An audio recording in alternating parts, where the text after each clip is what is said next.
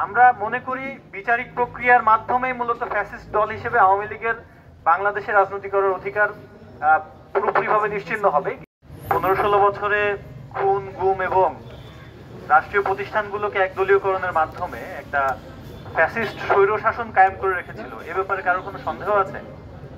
সন্দেহ নাই, বিষয়টা পরিষ্কার।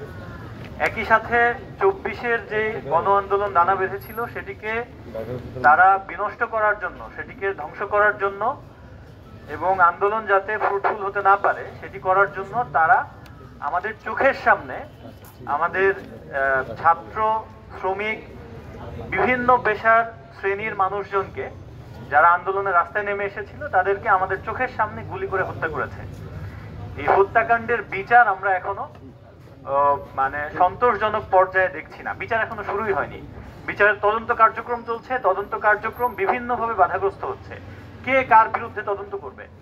পুলিশ তদন্তকারী সংস্থা, সে তদন্ত করছে নিজের প্রতিষ্ঠানের বিরুদ্ধে।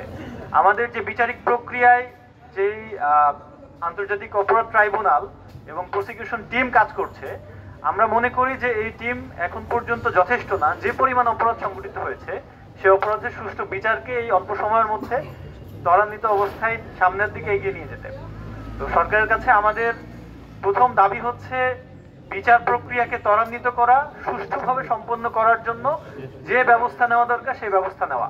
এবং আমরা মনে করি বিচারিক প্রক্রিয়ার মাধ্যমেই মূলত ফ্যাসিস্ট দল হিসেবে আওয়ামী লীগের বাংলাদেশের রাজনীতি করার অধিকার পুরোপুরিভাবে নিশ্চিন্ন হবে। কিন্তু তার আগে তারা যেই সহিংসতামূলক কর্মকাণ্ডগুলো চালিয়ে যাচ্ছে এখন পর্যন্ত, যে ষড়যন্ত্রমূলক কর্মকাণ্ড চালিয়ে যাচ্ছে খুনি হাসিনা দিল্লিতে বসে, এবং একই সাথে তাদের যারা কর্মীরা আছে এখন পর্যন্ত যারা এই অপরাধের জন্য তাদের ন্যূনতম অনুশোচনা নেই, সেই অনুশোচনাহীন জম্বি গোষ্ঠী তারা বিভিন্ন প্রকার নাশকতামূলক এবং ঝটিকা মিছিলের নামে অপতৎপরতা অব্যাহত রেখেছে।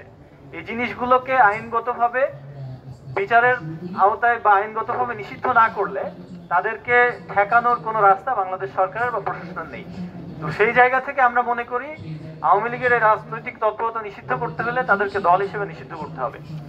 তো আমরা এটি মনে করি আমাদের সকলের প্রাণের দাবি, বাংলাদেশের জনমানুষের যারা 24-এর এই গণ অভ্যুত্থানের সামনে থেকে নেতৃত্ব দিয়েছে এবং একই সাথে স্বতঃস্ফূর্তভাবে যে জনগণ মাঠে নেমে এসেছে সবার প্রাণের দাবি। আমরা এই আওয়াজ এখান থেকে আজকে থেকে ঐক্যবদ্ধভাবে তুলতে চাই। 24-এর গণ আন্দোলনে, গণ অভ্যুত্থানে যারা অংশ নিয়েছে সমস্ত শক্তিকে, রাজনৈতিক, সামাজিক সমস্ত শক্তিকে একসাথে নিয়ে আমরা দাবিকে সফল করে তুলবো ইনশাআল্লাহ।